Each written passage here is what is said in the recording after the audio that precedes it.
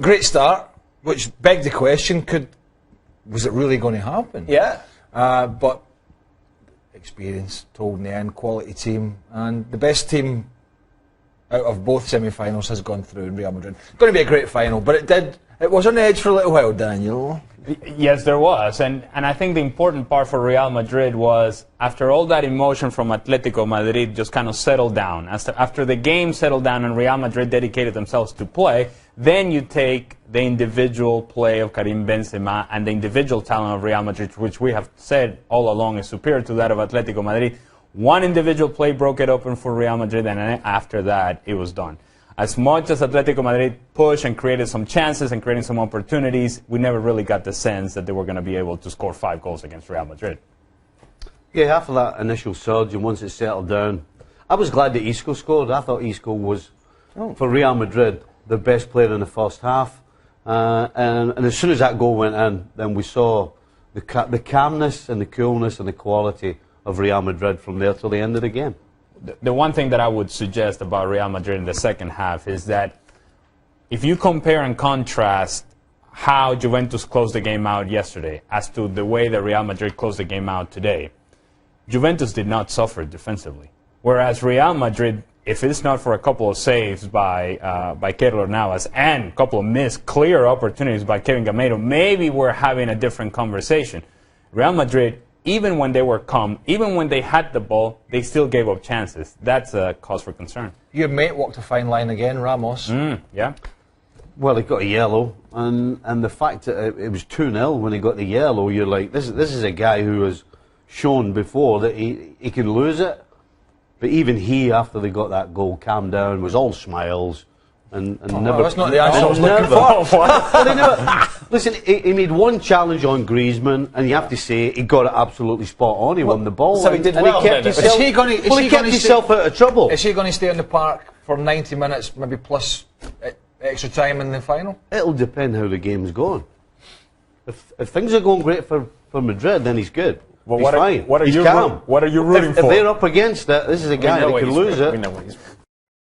So Real Madrid, meanwhile, through to the final. It is, of course, their 3rd in 4 seasons. Yeah, they're not bad. It's not bad at all, is it, from Zinedine Zidane's side? Although, if you take a look at the reason why they didn't make it to the final in 2015, that was, of course, because they were eliminated by Juventus, who are their opponents in the final. Real Madrid, 54%. You mentioned yesterday, according to the SPI, to make it back-to-back titles. Steve Nicol. Well, he could change from yesterday. You were sitting on the wall a lot yesterday. You were flip-flopping all over the place. I completely changed Dan, to Juventus. I forgot who he picked yesterday. Listen, the SPI, in my opinion, only has Real Madrid favourites because of the experience in winning this tournament. Right. Because if we're talking about... Does that not play a part? If it does, but if we're talking about form right now, Real Madrid are is top there of the a league. better side than Juventus? Listen, you can... Okay, they're winning games, but they're suspect defensively. They almost shot themselves in the foot by losing 2 goals in 12 minutes in a game that we thought Atleti had absolutely no chance. That tells you straight away where their problem is.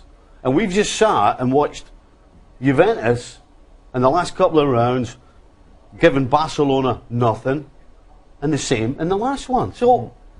How can you not think that Juventus are going to win this? Well, I tell you why. Well, I do think Juventus. Well, I've gone for Juventus, but I tell you the difference here. I think Monaco were an easier nut to crack than Atleti, because Atleti have got a far more nous in the 2-legged semi-final than Juve had to deal with. What about Monaco. Barcelona? End of an era, as you boys talked about. You know, what about Barcelona? I mean, you talk about the perfect performance. Well, PSG took Barcelona. Arguably the best front 3 in world football, and they gave them absolutely 0 over 2 games. So why would they not do it again in Real Madrid? If this is about balance, then Juventus wins it. If it is about individuality, then you feel like Real Madrid may just be the team that separates themselves. Gab, overall, it should be, in theory, a great final, shouldn't it? It should be, and I think, you know, when we talk about Juventus, and this is one of the themes I touch upon in my column today on ESPN. Oh boy, here we go.